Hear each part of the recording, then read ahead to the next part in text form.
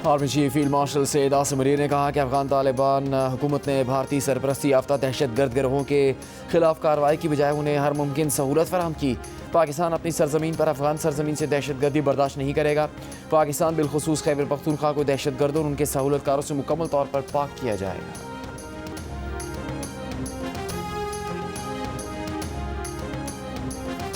सदर आसिफ जरदारी से वज़ीर आज़म शहबाज शरीफ की मुलाकात। ज़राए के मुताबिक मुलाकात में आज़ाद कश्मीर में इन हाउस तब्दीली पर बातचीत की गई। वज़ीर आज़म ने दौरे सऊदी अरब, हुकूमती और सियासी मामलात पर ब्रीफिंग दी। मुलाकात में पाक अफगान कशीदगी पर तफसीली गुफ्तगू हुई।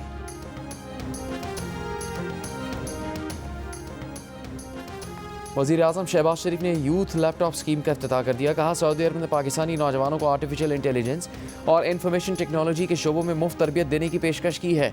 पाकिस्तान से लाखों बच्चियों को तरबियत के लिए सऊदी अरब भिजवाया जाएगा।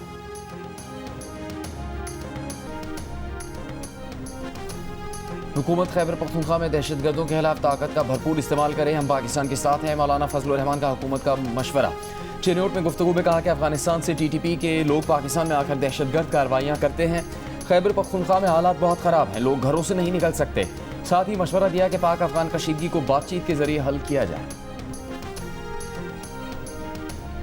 वज़ीर मुमलिकत बराए कानून इंसाफ बैरिस्टर अकील मलिक का कहना है, दहशत गर्दों के साथ कोई लचक नहीं दिखाई जाएगी। अगर मिस एडवेंचर किया गया तो भरपूर जवाब दिया जाएगा। जियो पाकिस्तान में गुफ्तगू करते हुए उन्होंने कहा कि अफगान तालिबान रजीम कानूनी हुकूमत नहीं, हमने मुज़ाकरात को खुश उसलूबी से आगे बढ़ाया। अफगान तालिबान ने ताख़ीरी हरबे इस्तेमाल किए।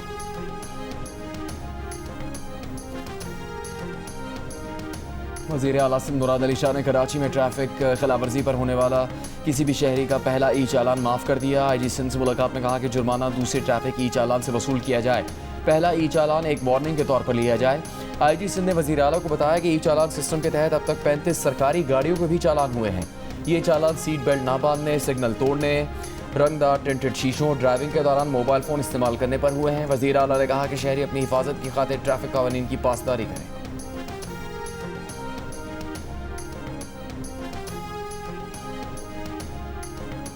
कराची में ट्रैफिक कवानीन की खिलाफ वर्जी पर अब तक 12,942 चालान किए गए। पहले रोज 6 घंटे में 2,622, दूसरे रोज 4,301 और तीसरे रोज 5,979 चालान हुए। ट्रैफिक पुलिस का कहना है, कराची में Hasan square, civic centre, Shara Faisal पर nursery, Baloch colony, Drigh road, II Chundrigar road, 3 Talwar और डिफेंस इतिहाद स्ट्रीट पर ओवर स्पीड मॉनिटरिंग सिस्टम नस्ब है। चालान सिस्टम का मकसद इंसानी मुदाखलत के खुद का निज़ाम के तहत कवानीन पर अमल दरामद यकीनी बनाना है।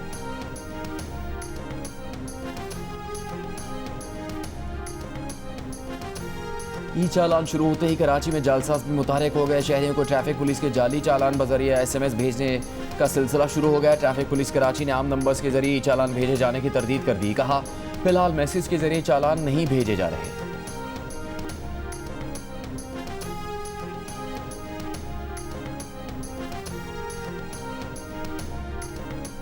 कराची में ऑनलाइन टैक्सी ड्राइवर की जानिब से खातून मुसाफिर को हिरासा करने के केस की अगली समाअत 15 नवंबर को होगी। कंज्यूमर प्रोटेक्शन कोर्ट शर्की ने कंपनी के वकील से जवाब तलब कर लिया।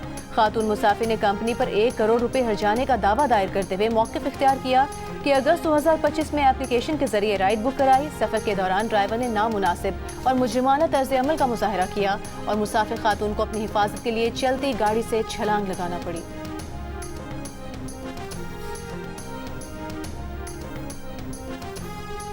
वज़ीर दिफा ख्वाजा आसिफ और शेर अफजल मरवत की पार्लियामेंट की राहदारी में मुलाकात, एक दूसरे से मुसाफा किया। शेर अफजल का कहना था कि ख्वाजा आसिफ बड़े और बुजुर्ग हैं, अगर ख्वाजा आसिफ से मेरे हाथ मिलाने पर किसी को तकलीफ होती है तो होती रहे। ख्वाजा आसिफ का कहना था कि शेर अफजल मरवत जिहाद कर रहा है, हमारी दुआ उनके साथ है।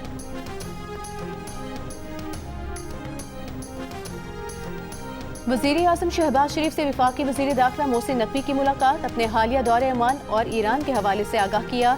मुलाकात में मुतालिका वजारत के अमूर के हवाले से भी गुफ्तगू की गई। इससे पहले मस्कत में वफाकी वज़ीर दाखिला मोहसिन नकवी की मस्कत में ओमान के रॉयल मिनिस्टर जनरल सुल्तान बिन मोहम्मद अल नुमानी से मुलाकात हुई।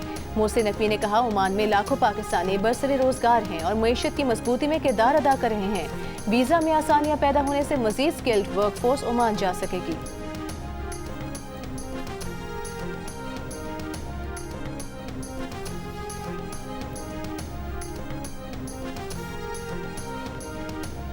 वज़ीर आला सिंध मुराद अली शाह का कराची में डिप्लोमेटिक बाज़ार की इफ्तिताही तकरीब से खिताब। कहा, डिप्लोमेटिक बाज़ार सकाफत, ज़ायके और ताल्लुकात का खूबसूरत जश्न है। फ़ख्र है कि मौजूदा सेक्रेटरी खारजा आमना बलूच का ताल्लुक सिंध से है। हमारी बेटियाँ पाकिस्तान की सिफाती क़ुव्वत बन चुकी हैं। इससे पहले वज़ीर आला सिंध मुराद अली शाह से मेटा वफ़द की मुलाकात। वफ़द ने सिंध में डिजिटल शमूलियत और तरबियती प्रोग्राम्स के फ़रोग़ में दिलचस्पी का इजहार किया। वज़ीर आला सिंध ने कहा कि सिंध हुकूमत IT और डिजिटल मईशत के फ़रोग़ के लिए पुरअज़्म है। वज़ीर आला पंजाब मरीम नवाज से स्पीकर पंजाब असम्बली मलिक मोहम्मद अहमद खान की मुलाकात। सूबे में अमन व अमान की सूरत हाल ख़राब करने वालों से सख्ती से निमटने पर इत्तेफाक। मरीम नवाज ने कहा, सूबे में अमन की सूरत हाल कंट्रोल में है, इंतशार की इजाज़त नहीं दी जाएगी। पंजाब में कारोबार का बेहतरीन पोटेंशियल है, सरमायाकारों को फ़ायदा उठाना चाहिए।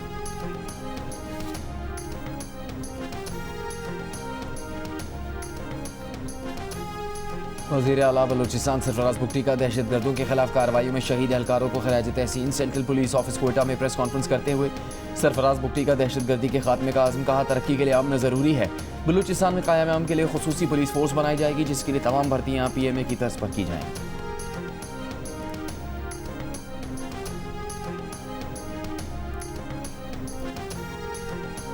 सीनियर सूबाई वज़ीर मरीम औरंगज़ेब और वज़ीर सेहत पंजाब का बहावलपुर की तहसील खैरपुर टामीवाली का दौरा। सैलाब बहाली प्रोग्राम का बाकायदा आगाज़। मीडिया से गुफ्तगू में कहा, पंजाब के 27 अजला की 72 सैलाब मुतासरा तहसीलों का सर्वे मुकम्मल कर लिया गया है।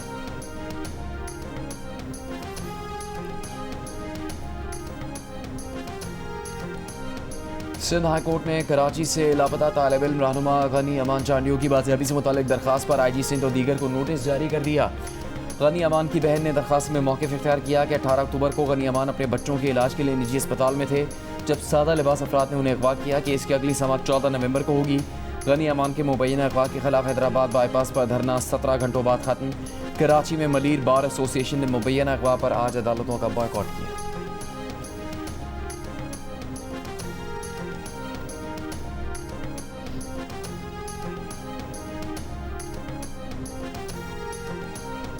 पेशावर पुलिस ने 10 किलोमीटर रेंज और लेजर सिस्टम से लेस हाईटेक नया ड्रोन तैयार कर लिया। जदीद ड्रोन का नौशहरा पुलिस सेंटर में कामयाब तजुर्बा किया गया। ड्रोन पर नाइट विजन कैमरे, आंसू गैस शेल और मार्टर गोले नस्ब किए जा सकते हैं। 1 घंटे तक मुसलसल प्रवास करने की सलाहियत वाला ये ड्रोन 1000 मीटर की बुलंदी तक जा सकता है।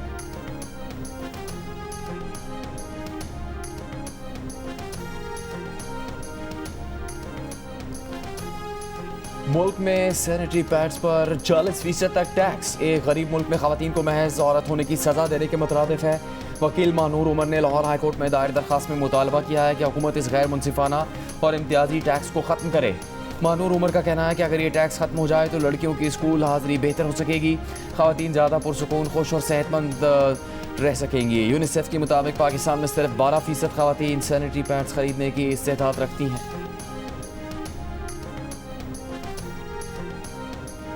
वालिदैन बच्चों को मोबाइल फ़ोन ना दें, वक्त दें। कम उम्र बच्चे दूर की नज़र की कमजोरी की बीमारी मायोपिया में मुब्तला होने लगे। 10 साल तक की उम्र के 40% बच्चे मायोपिया में मुब्तला हो चुके हैं, जबकि उनमें हर साल 14% तक इजाफा होने का खदशा है।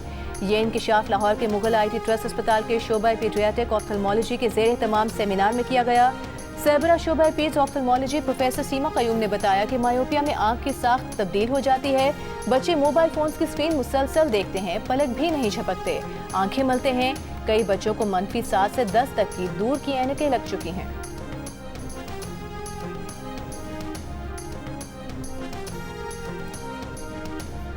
कराची चिड़ियाघर की मादा रीछ रानों को महफूज पनाहगाह पे मुंतकिल करने के लिए Islamabad wild life rescue centre की टीम कराची पहुंच गई।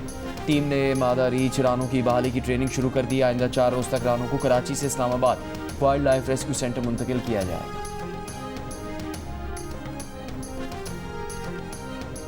कैथोलिक मसीहियों के रूहानी पेशवा पोप लियो से चेयरमैन मरकजी रुयत हिलाल कमेटी मौलाना अब्दुल खबीर आज़ाद की मुलाकात। दुनिया में अमन, मजहबी हम आहंगी आम करने और बाहमी दिलचस्पी की उमूर पर गुफ्तगू। मौलाना अब्दुल खबीर आज़ाद का पुरतशद्दुद रवैया ख़त्म करने और इंसानियत का एहतराम आम करने पर जोर।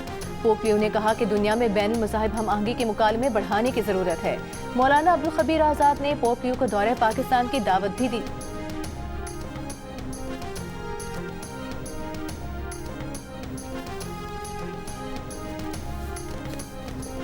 गवर्नर हाउस कराची में मेटा के वफ़द की आमद। गवर्नर सिंध ने वफ़द का इस्तकबाल किया। मेटा वफ़द की नुमाइंदा तानिया मुख्तार ने मीडिया से गुफ्तगू करते हुए कहा कि मेटा उर्दू ज़बान को भी सपोर्ट करता है। गवर्नर सिंध कामरान टिसोरी ने कहा, मेटा इस्लामाबाद और कराची में दफातर खोले। कराची 3 करोड़ आबादी का शहर है, उन्हें यहाँ दफ्तर कायम करना चाहिए।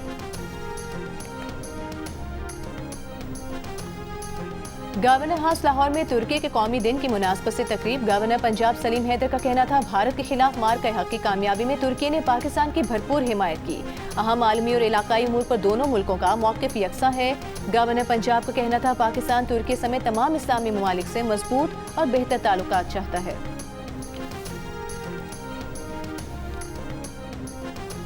फ्रीडम नेटवर्क का कहना है कि पाकिस्तान में सहाफ़ियों पर हमलों में 60% इजाफा हुआ है, जिससे इज़हार राय की आज़ादी को खतरा लाहक है। फ्रीडम नेटवर्क की सालाना रिपोर्ट के मुताबिक नवंबर 2024 से सितंबर 2025 के दौरान 142 वाक़यात रिकॉर्ड किए गए। ज़्यादातर केसेस पंजाब और इस्लामाबाद से रिपोर्ट हुए। फ्रीडम नेटवर्क के मुताबिक वफाकी हुकूमत के पहले साल के दौरान 36 मुकदमा दर्ज किए गए, जिनमें से 22 सिपे का और 14 पाकिस्तान पेनल कोड के तहत थे।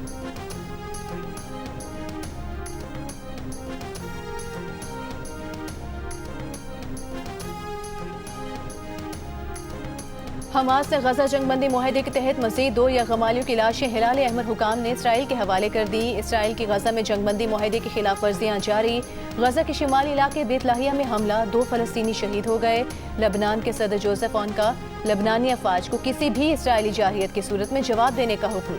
हिज़्बुल्लाह ने लबनानी सदर के अहकामात का खैर मकदम किया। लबनानी फ़ौज की मुकम्मल हिमायत पर जोर।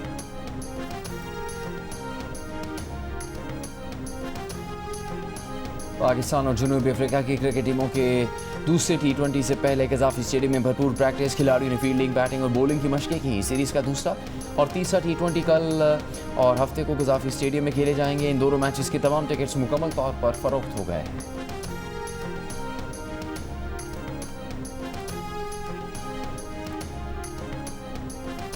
ICC विमेन वर्ल्ड कप के दूसरे सेमीफाइनल में ऑस्ट्रेलिया का भारत को जीत के लिए 339 रन का हदफ। ऑस्ट्रेलियाई टीम आखिरी ओवर की 5वीं गेंद पर 338 रन बनाकर आउट हो गई। हदफ के ताक़ुब में भारत की बैटिंग जारी।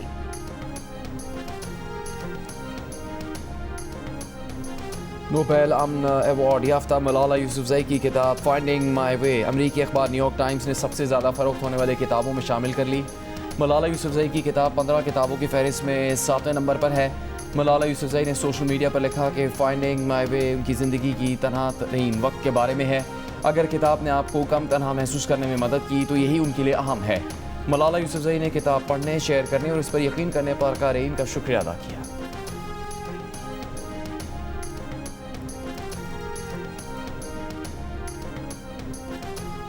कराची में वर्ल्ड कल्चर फेस्टिवल 2025 का बाकायदा आगाज कल से होगा। 141 ममालिक के फनकार शिरकत करेंगे। फेस्टिवल 7 दिसंबर तक जारी रहेगा। आर्ट्स काउंसिल पाकिस्तान के सदर अहमद शाह ने प्रेस कॉन्फ्रेंस में बताया कि राहत फ़तेह अली खान ब्रांड एम्बेसडर हैं, जबकि शर्मीन उबैद चुनावी फिल्म एम्बेसडर होंगी। कमिश्नर कराची ने कहा कि वर्ल्ड कल्चर फेस्टिवल के जरिए मुल्क का मुस्बत चेहरा दुनिया को दिखाएंगे। गैर मुल्की मेहमानों का प्रोटोकॉल स्टेट गेस्ट के मुसावी होगा।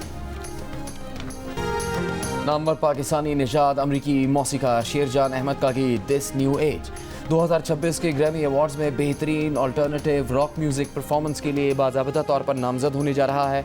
शेरजान अहमद का कहना है कि मारूफ नग़मा नगार और प्रोड्यूसर लैरी डॉस्किन का ये गीत इंसानियत की मुस्तक़बिल और नई समतों पर सवाल उठाता है। फ़नकारों की वो यकजहती जो सरहदों से आज़ाद है उसे ख़ास बनाती है।